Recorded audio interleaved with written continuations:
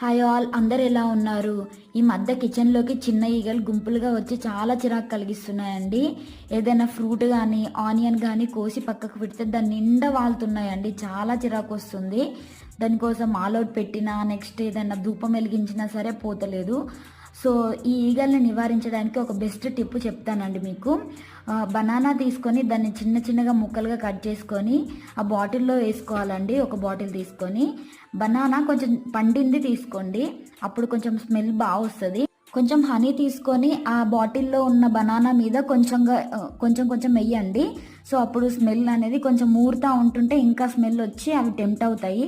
Next ఒక paper తీసుకొని దాన్ని కోన్ షేప్లో కట్ చేసుకొని దాని చివరన కొంచెం కట్ చేసుకోండి. ఎక్కువ కట్ చేస్తే మళ్ళీ పోయిన ఈగలు మళ్ళీ రిటర్న్ అయిపోతాయండి. సో ఇప్పుడు ఎక్కడ ఎక్కువ ఈగలు ఉంటాయో అక్కడ పెట్టేసుకోండి. ఒక 1-2 అవర్స్ తర్వాత చూసారుగా ఎన్ని ఈగలు లోపలికి వెళ్ళిపోయినాయో.